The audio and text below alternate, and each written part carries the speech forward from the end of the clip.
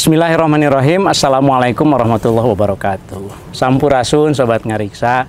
Jumpa lagi di dalam Ngariksa Ngaji Manuskrip Kuno Nusantara. Pada episode ini saya sedang berada di Makassar, Sulawesi Selatan. Ini kolaborasi Ngariksa bersama dengan Merial Institute, anak-anak muda milenial, dan juga dengan Makassar Heritage Society dari kalangan akademisi yang concern dengan manuskrip Nusantara di Sulawesi Selatan. Pada kesempatan ini saya sedang bertemu, akan berbincang-bincang dengan salah seorang putra Sulawesi Selatan. Beliau adalah putra dari Andre Guruta, Profesor Kiai Haji Aliafi. Saya biasa menyapa beliau Mas Helmi, Puang Helmi. Tapi karena saking saya merasa dekat dengan beliau, jadi saya sering ngobrol gitu ya, termasuk tentang manuskrip. Nah, mungkin kita akan ngobrol-ngobrol. Assalamualaikum Mas Helmi. Waalaikumsalam warahmatullahi. Ya, terima kasih sudah hadir di Ngariksa. Kita akan ngobrol-ngobrol tentang rihlah budaya yang baru saja kita lakukan ya di Sulawesi Selatan. Tapi mungkin sebelumnya Mas Helmi bisa mengenalkan ke Sobat Ngariksa tentang Mas Helmi sendiri, terutama dengan aktivitasnya, apakah aktivitas keagamaan maupun aktivitas lainnya. Silakan Mas Helmi. Assalamualaikum warahmatullahi wabarakatuh. Saya Hilmi Aliafi, putra asli Sulawesi Selatan. Sekarang ini aktivitasnya itu saya pengasuh pondok pesantren At-Taqwa Jampue, juga ikut mengurus sebuah organisasi pendidikan namanya Darud Da'wah wal Irsyad, dan juga aktif di Rahimah, di Fahmina dan Alimat itu di Jakarta dan di Cirebon. Jadi banyak bergerak dalam civil society ya Mas Helmi ya? Iya, lebih pada itu. Nggak pernah jadi pegawai negeri. Pejabat. Nggak pernah. Dan kita tahu juga Mas Helmi kan pendiri, penggagas awal Lakpesdam di PBNU ya? Ikut mendirikan gitu ya, Lakpesdam. Lakpesdam itu mungkin apa sedikit? Lakpesdam ini lembaga kajian dan pengembangan sumber daya manusia NU. Itu dibuat pada masa awal kepemimpinan Gus Dur, dan itu dimaksudkan sebenarnya untuk sebagai salah satu upaya aktualisasi dari khitbah 26 NU itu, karena kan NU ketika menyatakan khitbah itu kan awalnya parpol. Ya, jadi ya, sekarang waktu itu kembali ke khitbahnya, kultural ya, lebih kultural. Lebih kultural, gerakan pendidikan dan dakwah untuk ke masyarakat yang berbasis masyarakat. Ya, ya. Mas Helmi, sekarang kita ya ingin ngobrol sesuatu yang mungkin rada asing ya buat Mas Helmi ya, manuskrip. Ya. Nah, kalau PBNU soal NU tentu saja sangat akrab ya. Sekarang kan kita melakukan rihlah kemarin, rihlah budaya keliling di Sulawesi Selatan, melihat beberapa manuskrip peninggalan ulama kita. Ini sebetulnya peta keulamaan, keilmuan ulama di Sulawesi Selatan itu sejarahnya seperti apa? Saya ketika membaca literatur tentang keulamaan atau gerakan keulamaan di Sulawesi Selatan, ini seperti ada sesuatu yang terputus. Jadi misalnya ini kan banyak tulisan tentang Dato' Ribandang, Dato' Patiman, Dato' Sulaiman, itu yang dianggap sebagai pembawa Islam ke Sulawesi Selatan. Lalu kemudian ada Syekh Yusuf Al-Makassari abad ke-17. Nah, tiba-tiba kemudian meloncat ke masa abad modern itu, abad dari abad 20 lah. Itu kita mengenal ada Guru Tasaade, ada Guru Tambok Dale. Seperti kedua orang ini. Andre Guru Tasaade itu maksudnya Andre Guru Muhammad Kiai As'ad Sengkang. Yang kemudian pesantren Sengkang ya. Yang sekarang menjadi As'adiyah. Ya, gitu. As'adiyah. Itu kan awal abad 20 abad ya. 20 itu. Jadi loncatnya jauh sekali ya dari abad 17 kemudian ke abad 20. Ya.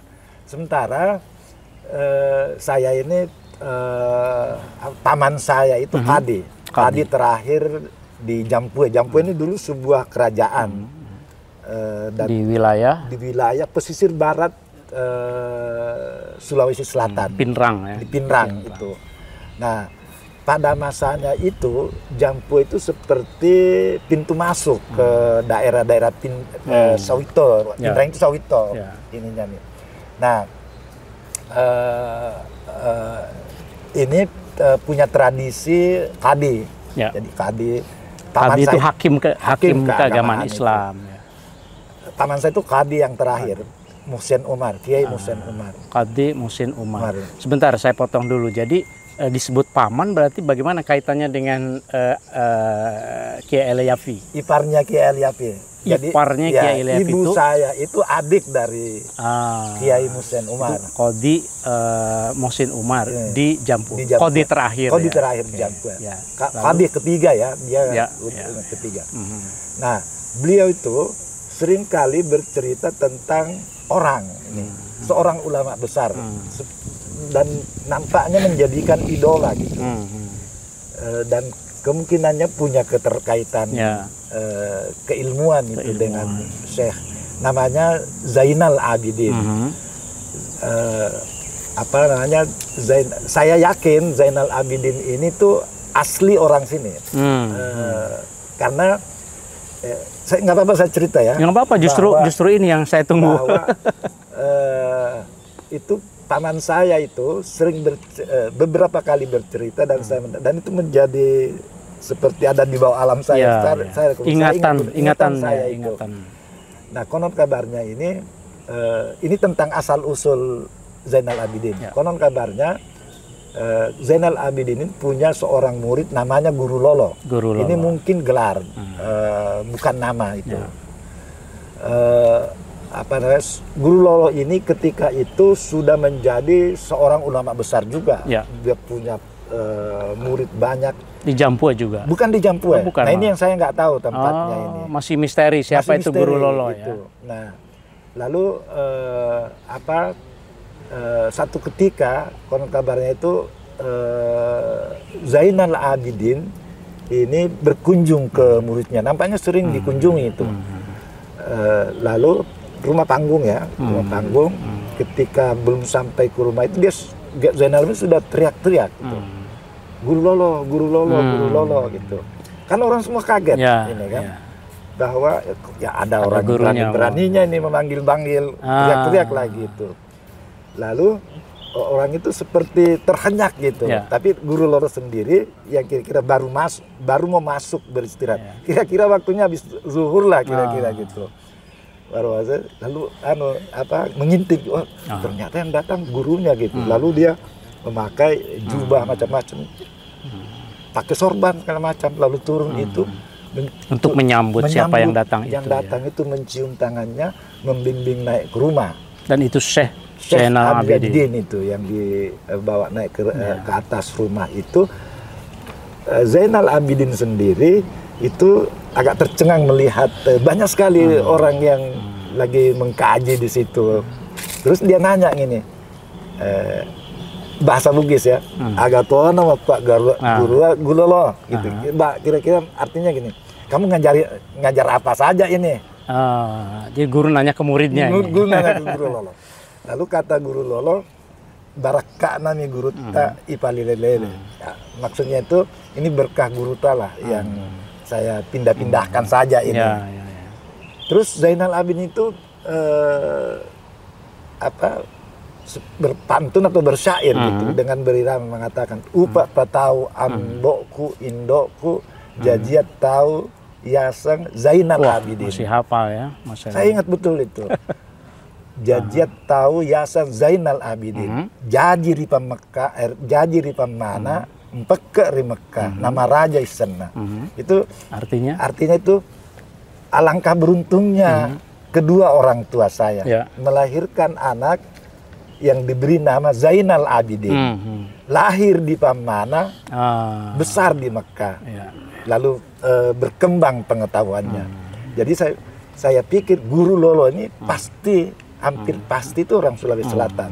Nah, dan itu wafatnya itu kan sekitar 1890 ya kalau tidak salah. Menurut literatur dan menurut batu nisannya juga. Dan saya awalnya nggak tahu itu sampai dibawa oleh Husnul ke sana itu. Nah, dalam bayangan saya ini ulama besar ini, karena juga ini masih cerita paman saya. Zainal Abidin itu biasanya suka pergi mengembara kemana-mana, dan itu menyebar ini. Dan ketika berangkat itu serombongan. Dan kalau dalam bahasa Bugis, paman saya seperti pada kuman leka dapureng, sama dengan pindah rumah, karena itu peralatannya lengkap. Jadi periuk bawa sendiri, bahan makanan daun dimasak sendiri. Nampaknya orang ini itu tidak pernah memakan di luar yang dia tangani sendiri. Jadi seorang yang mobile, seorang yang menyebarkan pendidikan gitu ya. Dengan karakternya tadi itu ya. Dengan karakter keulamaannya. Jadi orang ini bersih banget. Bersih, warok lah ya. Warok ini. Nah. Dan mohon maaf saya potong Mas Helmi, dan dari rihlah kemarin kan kita menemukan ternyata Syekh Zainal Abidin ini banyak meninggalkan manuskrip-manuskrip kan? Dia. Nah, yang saya ingin, kaitannya dengan paman saya ini. Jadi kalau kembali ke sejarahnya tadi bahwa Jampue itu kan sebuah kerajaan. Nah, sebenarnya itu sudah ada Islam di situ, tapi raja di situ menganggap bahwa fondasi Islam itu kan belum kuat. Lalu kemudian dia mencari-cari orang. Secara kebetulan itu ada semacam pertemuan raja-raja di Luwu itu. Di situ ketemu dengan orang yang namanya Syekh Muhammad Afandi. Syekh Muhammad Afandi. Nah, lalu diajaklah Syekh Muhammad Afandi itu ke Jampue. Nah, setelah nampaknya Syekh Muhammad Afandi juga berminat tinggal situ. Nah, atas saran dia itu, lalu awalnya itu ibu kota kerajaan itu atau istana itu berada di luar Jampue.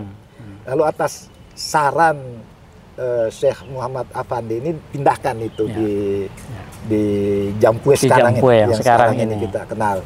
Nah, di situ didirikan istananya di Boyong. Kan, istana dari Sulawesi Selatan itu dari kayu, jadi bisa diboyong, pindah ke Jampue ya. Ke Jampue itu. Lalu di dekatnya itu dibuat masjid, atau musola sebenarnya, karena itu kan kalau yang sekarang menjadi Masjid At-Taqwa itu. At-Taqwa lama itu, yang di pinggir laut itu. Yang di pinggir laut ya, yang kemarin kita lihat. Yang kita datangi kemarin itu. Itu awalnya itu seperti rumah dari kayu. Kira-kira jaraknya 1 meter dari tanah, sederhana. Lalu di situ ada sumur itu masih ada sampai sekarang yang kita datangi kemarin kita lihat.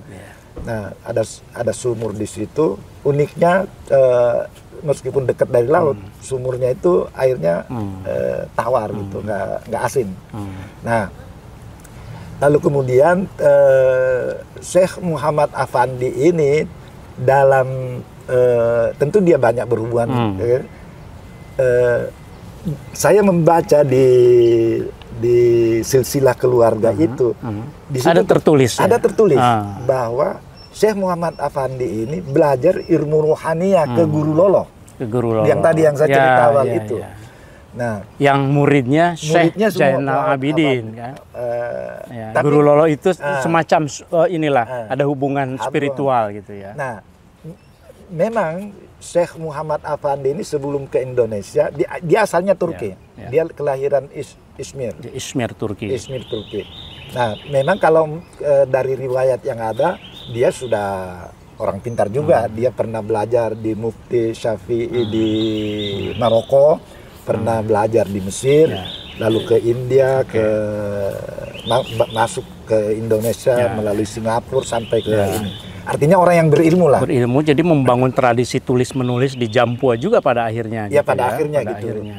Nah, ketika belajar dari Syekh Guru Lolo tadi, nampaknya ini ada semacam kayaknya ketemu gitu, ilmunya ketemu, terutama yang disebut ilmu rohania itu. Nah, dari situ kita kan punya mushaf Al-Quran yang ditulis. Nah, ini nanti lebih saya ingin lebih elaborasi ini mushafnya itu. Jadi mushaf itu warisan dari, kalau menurut riwayat yang saya terima itu dari Guru Lolo. Dari Guru Lolo. Diturunkan kepada Syekh Muhammad Afandi, diberikan kepada Syekh Muhammad Afandi. Dan kemudian diwariskan terus kepada kadi berikutnya. Dan terakhir paman saya itu, Kiai Musen Umar itu. Dan bukan hanya mushaf Al-Quran, juga ada beberapa tulisan. Ya, betul. Kemarin kita tengok ya. Mungkin sedikit saya laporkan nih ke Sobat Ngariksa. Kemarin tim Ngariksa dengan tim Merial Institute itu kan diundang oleh Puang Helmi Ali Yafi untuk melihat mushaf itu, mushaf Al-Quran, yang ternyata ketika saya cek itu memang ada tulisan dari Syekh Zainal Abidin. Dan ternyata bukan hanya satu ya. Selama ini Mas Helmi tahu ada lebih dari satu selain mushaf atau tidak? Saya awalnya kan nggak tahu itu, karena yang lebih banyak di rumah itu adik saya. Adik saya, dan ketika paman saya wafat itu kunci lemari itu beliau yang pegang itu. Nah, belakangan adik saya memberitahu saya itu ada dan beberapa dokumen lainnya itu. Hanya sampai situ pengetahuan. Hanya sampai situ ya. Saya pikir ya mushaf. Dan ternyata kemarin ketika kita bongkar, ada mushaf, ada juga manuskrip karangan Syekh Yusuf Makassar ya, Mathalibus Salikin, saya ingat saja itu. Kemudian ada Nahwu Shorof, ada manuskrip-manuskrip yang lain juga. Jadi ini saya jadi tentang qadi tentang qadi terutama, catatan-catatan tentang karena beliau qadi ya, catatan tentang persoalan-persoalan keagamaan pada saat itu gitu ya. Nah, ini apakah Mas Helmi ingin mengatakan bahwa sebetulnya soal keulamaan, pengetahuan kita tentang keulamaan di Sulawesi Selatan itu berarti seharusnya sebelum loncat ke yang modern, masuk dulu ke Syekh Zainal Abidin ya? Iya, saya kira itu. Harusnya begitu. Saya yakin begitu. Yakin begitu. Tapi bukti-bukti tertulisnya sedang kita kumpulkan ya? Itu dia. Jadi awalnya gini nih, saya karena cerita-cerita dari paman saya itu, beberapa kali diskusi dengan teman-teman dari Litbang Makassar, pernah ngobrol, sedang menelusuri jejak-jejak ulama di Sulawesi. Salah satunya Dr. Husnul Fahimah Ilyas. Iya, ahli Bugis ya. Lalu saya bilang ada orang itu perlu ditelusuri itu, namanya Zainal Abidin. Kenapa? Sebenarnya dari kecil saya akrab dengan nama itu. Jadi berasal dari tradisi lisan sebetulnya, ingatan yang diturunkan terus-menerus ya. Belum tahu karyanya seperti apa. Saya nggak pernah, belum tahu saya itu. Lalu yang dilakukan oleh Mas Helmi bagaimana? Setidaknya belakangan ini menelusuri keturunannya, kemudian karya-karya yang lain juga. Ya, saya banyak menghubungi saudara. Saudara meminta apakah ada beberapa sumber ya. Memang ada beberapa keterangan. Jadi kalau paman saya ini bukan hanya dari Syekh Muhammad Afandi itu, juga ada dari pihak ibunya itu juga nampaknya orang dari Mekah, karena ada tokoh yang namanya Syekh Musa Makkawi itu kemudian melahirkan anak namanya Syekh Haidar Makkawi. Nampaknya ini juga tokoh, dan kalau menurut cerita yang saya, paman saya juga banyak belajar dari Syekh Haidar Musa itu. Ini kembali lagi ke tradisi tulis yang dilahirkan oleh Syekh Zainal Abidin. Kan ini beberapa peneliti menemukan info awal bahwa beliau menyalin mushaf Al-Quran sebanyak 52 mushaf. Kemudian ada juga doa-doa kehidupan keagamaan sehari-hari, itu artinya beliau seorang yang produktif sekali. Sangat produktif. Sangat produktif. Dibanding misalnya, mohon maaf, ulama-ulama misalnya yang mungkin tidak menulis gitu ya. Ini beliau sangat aktif sekali menulis ya. Ya, dan mungkin kenapa ada seperti keterputusan itu karena mungkin soal tulisan-tulisan itu yang banyak tidak masih misteri. Yang kedua, tulisan-tulisan ini kan, ini kita kembali ke zaman dulu, zaman ketika keamanan itu masih sangat rentan. Baik. Sehingga, dan ada gap ya, ada strata itu masih timpang gitu kira-kira kan. Nah, bangsawan dengan rakyat biasa itu jauh, ada gap itu. Nah, oleh karena itu kenapa dokumen kitab-kitab itu menjadi semacam rahasia gitu. Rahasia karena dulu rahasia. Bahkan yang mushaf juga nggak boleh keluar rumah ya, amanatnya gitu ya. Kalau itu sih mungkin lebih pada penanda tentang untuk, atau cara menjaga mereka. Cara menjaga. Pemilik. Tapi kalau kitab-kitab yang ilmu-ilmu tadi itu nampaknya ada kekhawatiran disalahgunakan. Disalahgunakan. Karena zaman seperti itu. Oke. Mas Helmi, ini kalau memperhatikan perjalanan kita kemarin nih, Ngariksa, kemudian dengan anak-anak muda di Memorial Institute, dengan Makassar Heritage Society juga, mencoba untuk mengangkat lagi sumber-sumber itu, tapi ternyata juga belum memuaskan. Kira-kira bagaimana pesan atau mungkin harapan Mas Helmi ke teman-teman ini? Harapan saya ya, ini saya berharap sih penelusuran ini dilakukan terus-menerus. Tapi tidak sampai di situ, tidak sekedar ini, kalau bisa apa istilahnya ya, ditulis kembali, diterjemahkan, ini lalu ditebarkan. Karena saya yakin ini kan ada dalam tanda kutip ada kebijaksanaan di dalamnya yang mungkin kearifan lokal istilahnya, ini kearifan lokal yang barangkali itu relevan untuk masa sekarang. Kita tahu ya, sekarang ini kering lah, banyak kering, dan yang kedua terlalu banyak ada keterputusan ya dengan masa lalu kita. Masa lalu yang kedua sebenarnya banyak sekali ada upaya menggoyang sumber-sumber keilmuan itu. Nah, ini perlu kita coba gali kembali dan tugas anak-anak muda terutama untuk mempopulerkannya gitu mungkin Sobat Ngariksa, ini adalah akhir percakapan kita. Barangkali Sobat Ngariksa tadi mendengar bahwa apa yang dibicarakan dengan Puang Helmi Aliafi, ini adalah hasil dari sebuah kegiatan kemarin, yaitu Rihlah Budaya. Mungkin Rihlah itu kan perjalanan. Dulu itu kan ada manuskrip-manuskrip yang menjelaskan Rihlah ilmiah, ada Rihlah Sakofiyah. Jadi kemarin kita melakukan Rihlah Budaya, itu perjalanan budaya.